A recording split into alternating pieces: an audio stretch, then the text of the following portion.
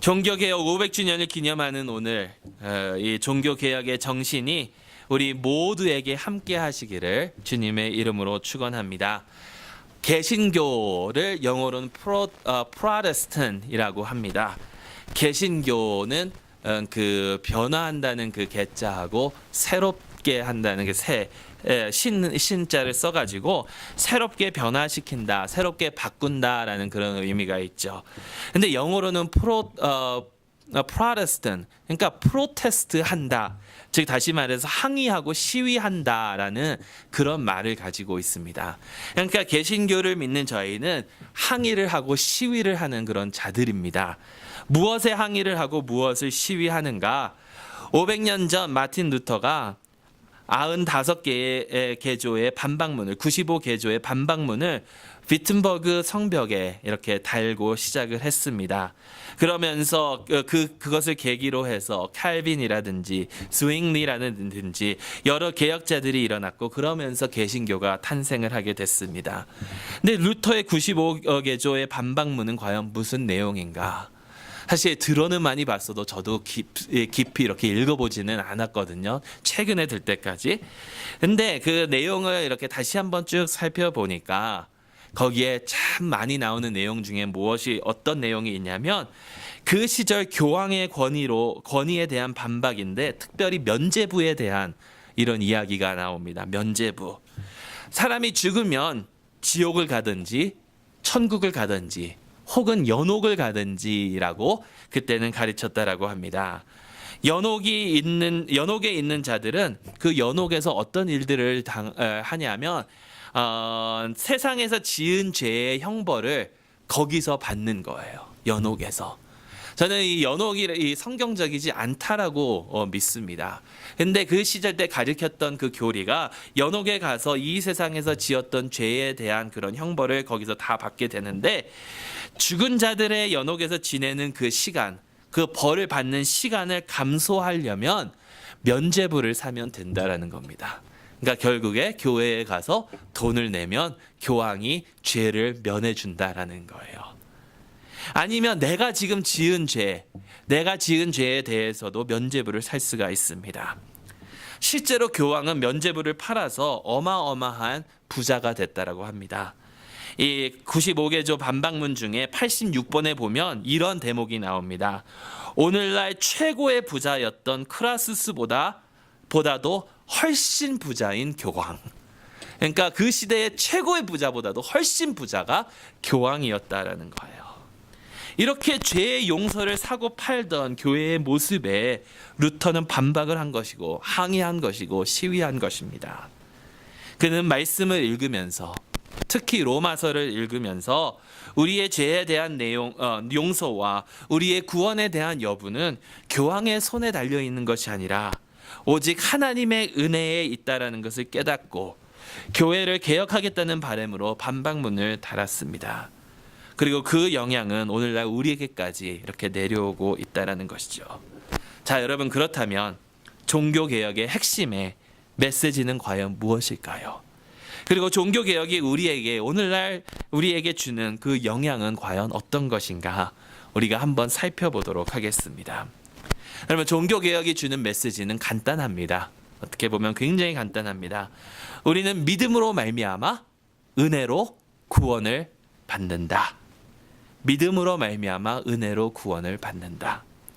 그리고 구원을 받은 자들은 그 구원을 받은 그 은혜에 맞는 삶을 살아야 된다라는 것입니다. 사실 요즘 안타깝게도 종교개혁, 그 복음주의 이러한 그 말을 전하면서 종교개혁의 의미가 많이 사라져간 것도 없지 않아 있습니다. 왜냐하면 특히 요즘에는 우리의 영혼의 구원에 대해서 너무나도 강조하다 보니까 근데 루터가 제일 먼저 쓴 그 95개의 반문 중에 1번에 뭐라고 나와 있냐면 하나님께서 회개하라고 하셨을 때에 하나님께서는 우리의 그런 영적 그 회개만 요구한 것이 아니라 우리의 삶 전부가 다 하나님께로 돌아가는 그것을 바라셨다라고 이렇게 전하고 있거든요.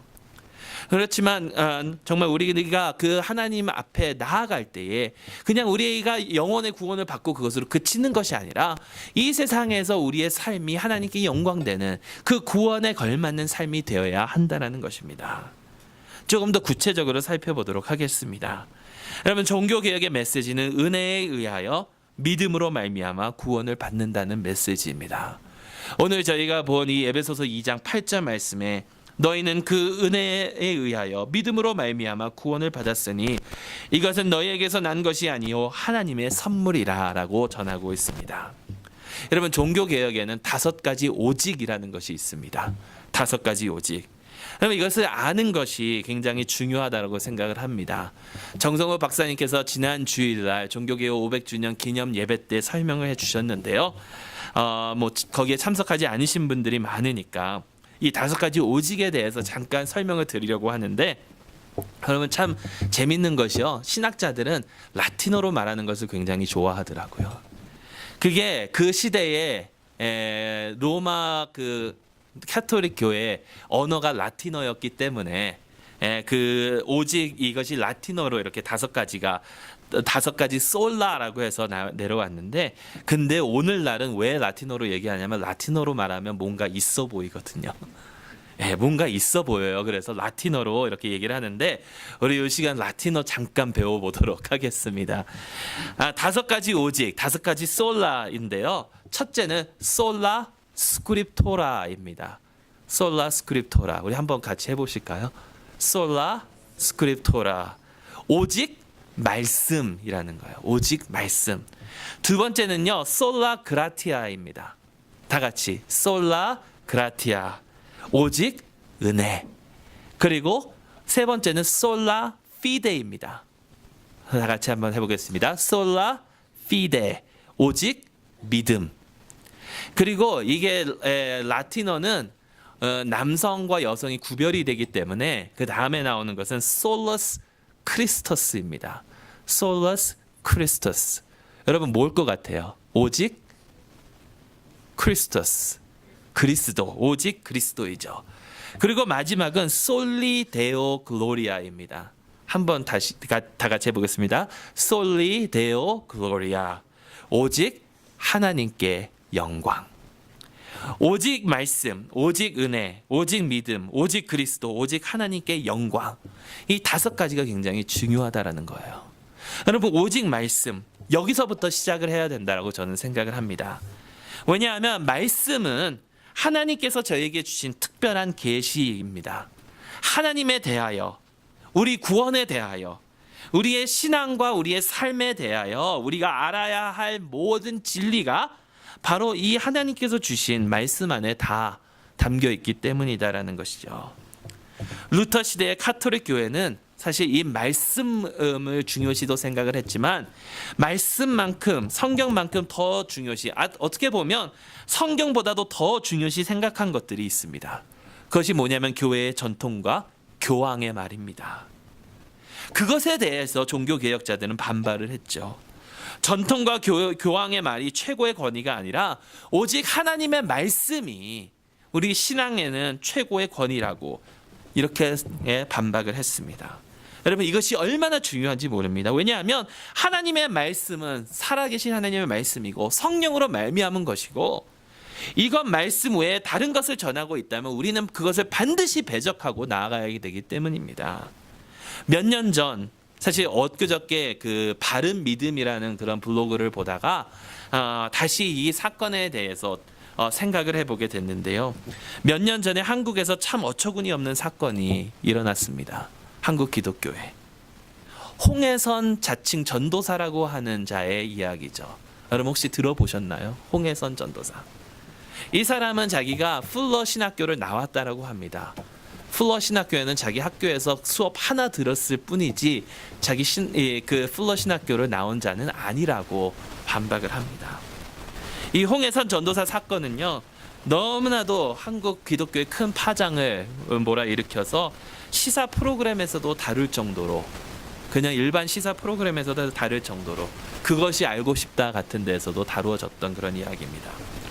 2014년 11월 29일 인천공항에서 한국에서 이제 출국하기 전에 홍해선은 전도사라고 하지도 않겠습니다. 홍해선은 대국민 메시지라고 하면서 방언 비슷한 소리를 카메라에다 대고 짓거리기 시작합니다.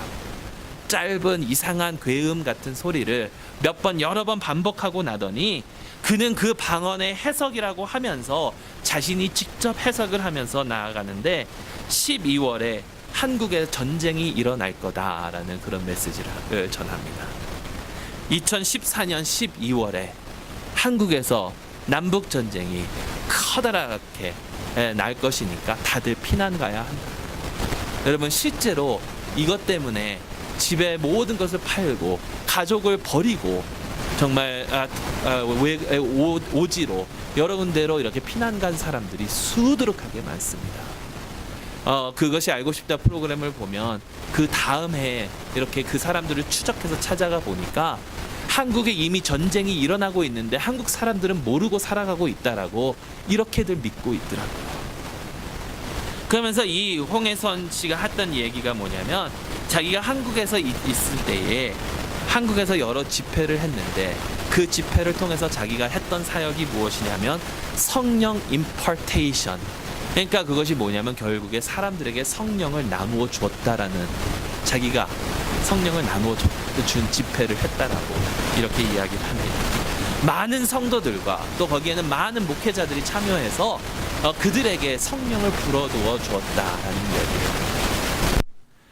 이렇게 터무니없는 소리를, 여러분 성령은 하나님께서 주시는 것이지 내가 누구에게 성령을 주겠다고 주어지는 것이 아니지 않습니까?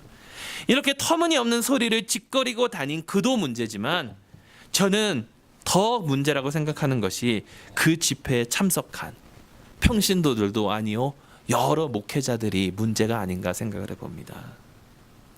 그러면서 그 바른 믿음이라는 블로그를 운영하는 목사님의 글을 봤습니다.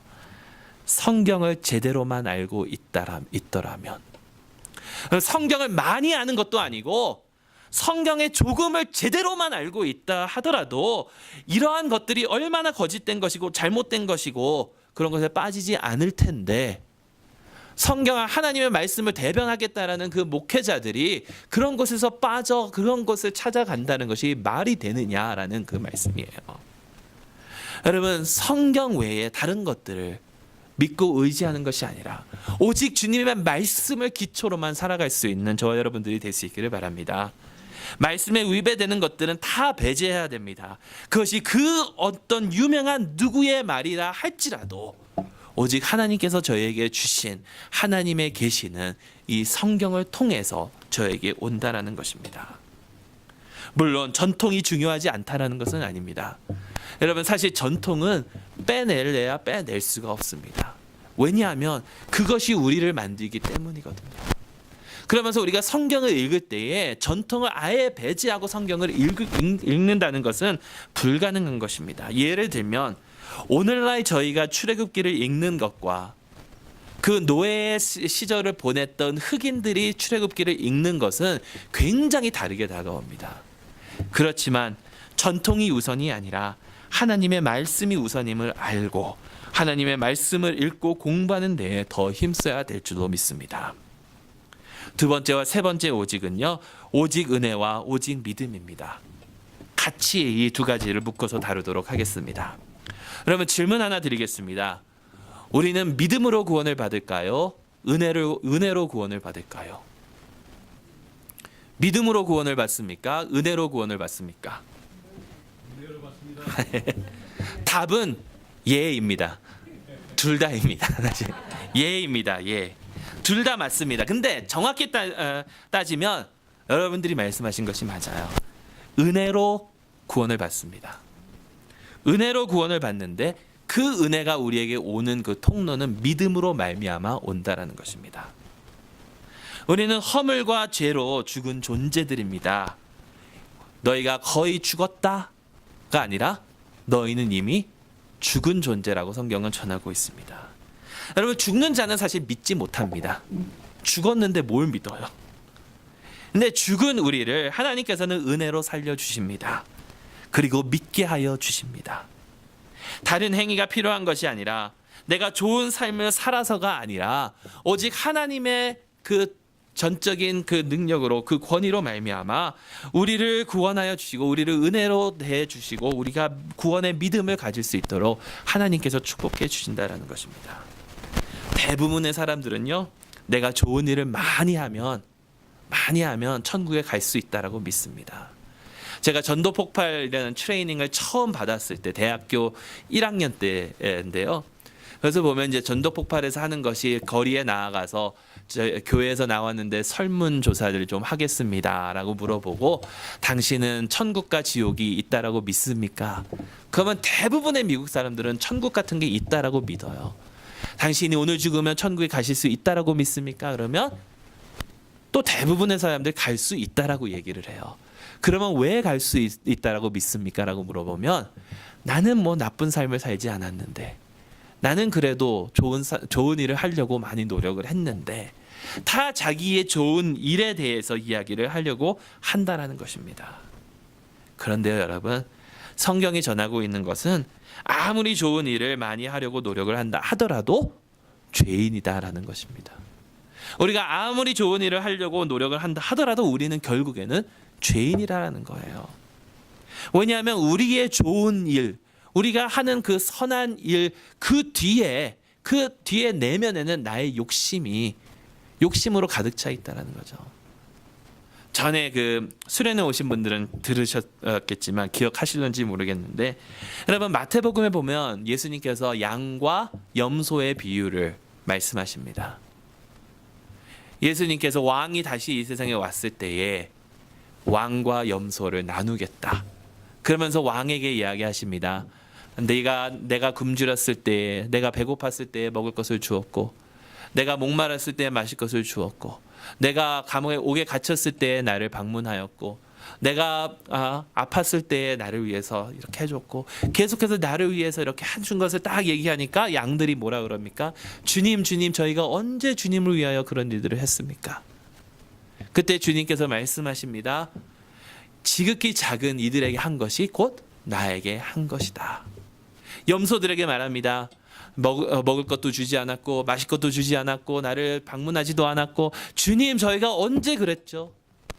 작은 자들에게 하지 않은 것이 곧 나에게 하지 않은 것이다. 근데 여러분 이 말씀을 잘 생각을 해보면요, 이 비유를 자세히 생각을 해보면요, 그 염소들이 주님 언제 우리가 그렇게 주님께 하지 않았습니까? 라고 하는 그 말 뒤에는 뭐냐면 내가 알았더라면 했을 거다라는 얘기예요. 주님께서 지극히 작은 자들과 함께 계신다라는 것을 내가 알았더라면 내가 당연히 했겠죠, 주님.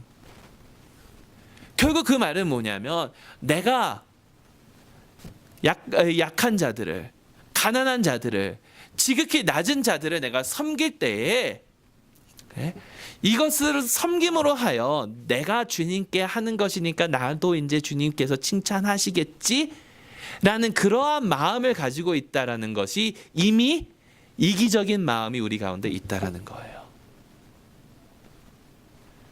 정말 주님을 사랑하는 마음으로 주님께서 받은 은혜가 너무나도 커서 내가 그것을 거저 나눠주는 것이 아니라 내가 이렇게 섬기면서 하나님 앞에, 주님 앞에 잘 보이겠지라고 하면서 섬기는 것 자체가 우리는 이미 이기적인 마인드를 가지고 있다는 거죠. 여러분 인간은요, 순수한 마음으로 선을 행하면서 살아가지 못하는 존재들입니다. 다 자기의 이득을 따지는 존재들이에요. 라틴어 중에 이런 라틴어가 있거든요. 좀 있어 보이려고. 포세 페카레, 포세 남 페카레, 남 포세 페카레, 남 포세 남 페카레, 남 포세 페카레. 여러분 결국에 이거는 뭐냐면 죄를 지을 수 있다, 죄를 안 지을 수 있다, 죄를 안 지을 수 없다, 또 마지막은 죄를 지을 수 없다. 여러분 이게 인간의 모습을 말해주고 있는데요. 죄를 짓기 전에는 죄를 지을 수도 있고 죄를 안 지을 수도 있었어요. 근데 죄를 지었잖아요. 타락했잖아요. 타락한 경우에는 죄를 안 지을 수 없는 게 인간이라는 거예요.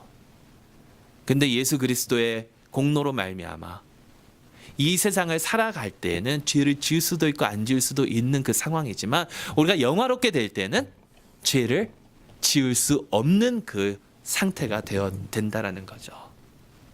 여러분, 우리가 얼마나 큰 죄인인지 아십니까? 전에도 한번 말씀드린 것 같은데 하루에 3번만 죄 짓고 살아간다고 생각을 해보세요. 딱 3번만. 딱 3번만 죄를 짓고 살아간다라고 해도 1년이면 죄를 1095번 짓습니다. 100세까지 살면요 10만 9,500번 져요. 여러분,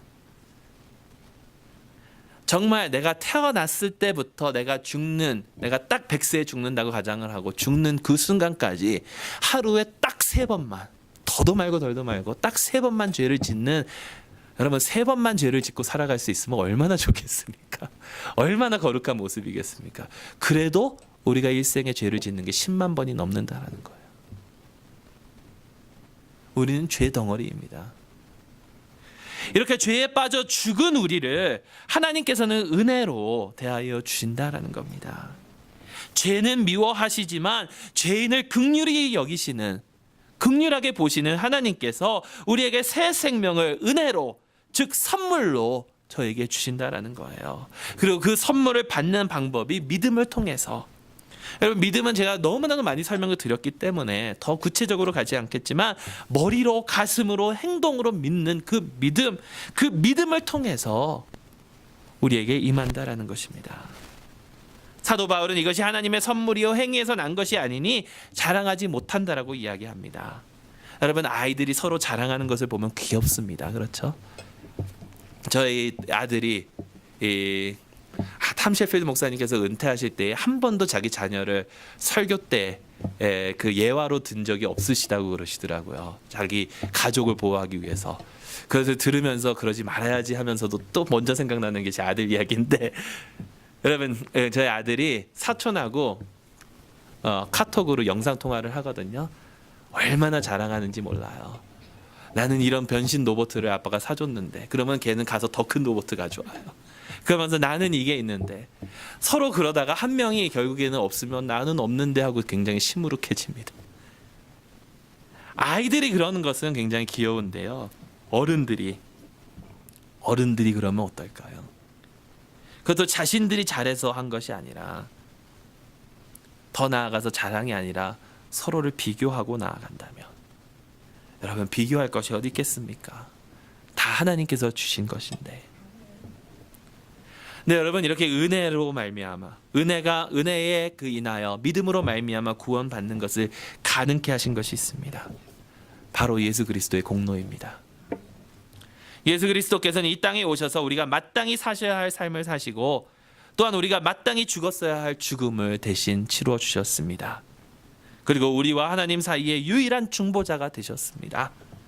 교황이 우리의 죄를 면제해 줄 수 있는 것이 아니라, 어느 목회자가 나를 위하여 하나님께 중보해 주는 것이 아니라, 오직 유일한 중보자는 우리 주 예수 그리스도이심을 믿으시기 바랍니다. 그러니까 네 번째 오직 그리스도. 자, 여러분 그렇다면 그리스도 예수의 공로로 믿음으로 말미암아 은혜로 구원받은 우리는 어떻게 살아야 할까요? 10절 말씀을 다시 한번 보시기 바랍니다. 우리는 그가 만드신 바라 그리스도 예수 안에서 선한 일을 위하여 지으심을 받은 자니, 이 일은 하나님이 전에 예비하사 우리로 그 가운데서 행하게 하려 하심이니라. 결국에는 선한 일을 하며 살아가야 된다는 거예요. 하나님께서 이미 우리가 행하도록 정하신 그 선한 일. 여러분 과연 그 선한 일이 무엇일까요? 간단하게 설명을 하면요, 하나님 사랑, 이웃 사랑입니다. 좀 더 구체적으로 설명하면요, 하나님의 사랑을, 하나님의 영광을 이 세상에 비추는 그러한 삶입니다. 누가복음 18장 18절 19절 수요일날 성경 공부 때 좀 나눈 이야기인데요. 왜냐하면 거기에서도 양선, 좋은 일에 대해서 나눴으니까. 한 사람이 예수님 앞에 옵니다. 좋은 선생이여, 내가 무엇을 하여야 영생을 얻겠습니까?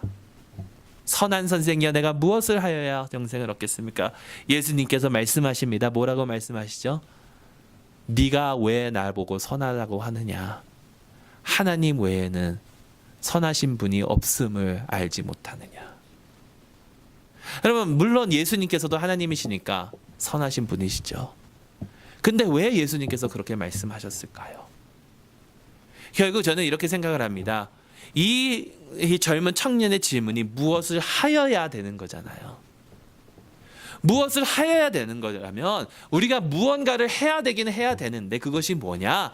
하나님의 선하심이 우리에게 내려와서 그 선하심을 비추는 그런 역할들을 우리가 해야 된다는 거예요. 수요일 날 다니엘에 대해서도 나눴죠. 여러분 다니엘은 얼마나 올바르게 살았냐면 그를 싫어하는 시기하는 그 자들이 다니엘에게서 문제점을 찾으려고 하니까 아무리 찾아보아도 찾지 못해서 결국에는 법을 통과해서 그를 죄인으로 만들려고 그렇게 할 정도로 올바르게 행한 그런 사람입니다. 그러한 하나님의 영광을 나타내는 그러한 삶을 살아가야 된다는 것이죠. 그러한 삶은 과연 어떤 삶일까요? 하나님께서 기뻐하시는 그런 삶은 서로를 사랑하는 그런 삶이라고 생각을 합니다. 하나님의 사랑을 나누는 삶. 여러분 이웃 사랑이라는 것은요, 결국에는 이웃을 내가 인격적으로 하나님의 피조물로 인정하면서 존중해 가면서 살아가는 그런 삶이에요. 수요일 날에 이것도 말씀드렸는데 유대인들은 11조를 2번 거뒀습니다. 11조를 2번 거뒀어요. 한 번 거둔 것이 아니라. 근데 여러분 한 번은 누구를 위해서 거뒀냐면 교회를 위해서, 성전을 위해서, 레위인들을 위해서 거뒀죠. 나머지 한 번은 가난한 자들을 위해서 거뒀다라고 그래요. 하나님께서 원하시는 그런 삶, 하나님께서 우리에게 요구하시는 그런 삶은 하나님의 영광을 이 세상에 나타내는 삶인데, 여러분 우리 주변에 있는 그 가난하고 불쌍한 자들마저도 하나님의 영광으로 지으심을 받은 자들이 아닙니까? 그런 자들을 사랑하며 그런 자들을 위하여 살아가는 그런 삶, 그것이 바로 주님께 영광되는 삶이 아닐까 생각을 해봅니다. 주님께 영광되는 삶을 살아갈 수 있는 저와 여러분들이 될 수 있기를 바랍니다. 그 이유가 우리가 하나님께로 상을 받으려고 하는 것이 아니라, 우리가 그것을 통해서 구원을 받으려고 하는 것이 아니라, 우리는 이미 은혜로 믿음으로 구원을 받았기 때문에 감사하는 마음으로 주님께 영광 돌리는 그런 삶 살아가실 수 있기를 주님의 이름으로 축원합니다. Soli Deo Gloria. 기도하시겠습니다. 하나님 아버지 감사합니다. 저희를 사랑